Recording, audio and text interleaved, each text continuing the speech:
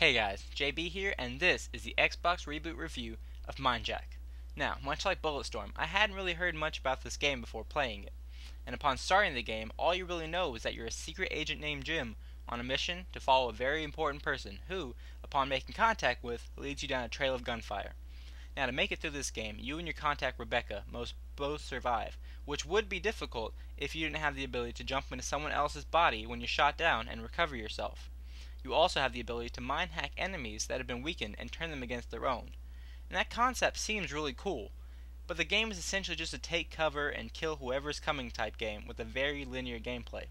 The concept worked great in games like Gears of War, which had beautiful scenery, a detailed story, and terrifying enemies, but this game happens to lack all of that.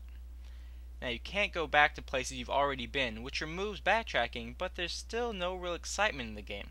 Your character seems to have spidey senses and causes the screen to flash whenever entering combat, though it's completely unnecessary because you quickly learn that combat's coming every time you enter a location with cover available. There are some interesting aspects of the game, like the giant robots, which you never really have to kill, and the Tron-like vehicles, which are really only used in cinematics. But with all that new technology, the game still leaves you with standard issue weapons from today's time, which may seem fine because the game doesn't take place too far into the future. But did I mention that every time you go to a new level, you just happen to lose every weapon except for a pistol?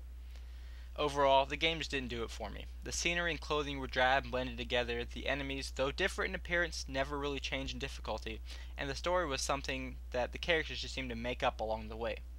Now, the scenes in the background may have excited you, but please note I had to sift through hours of footage to find anything worth displaying from the game. So on behalf of Xbox Reboot, I'm only going to give this game a 5 out of 10, but you don't have to take my word for it. You can pick this game up today for the Xbox 360 and PS3 and see for yourself. Again, this is JB, and thank you for checking out the Reboot review of MindJack.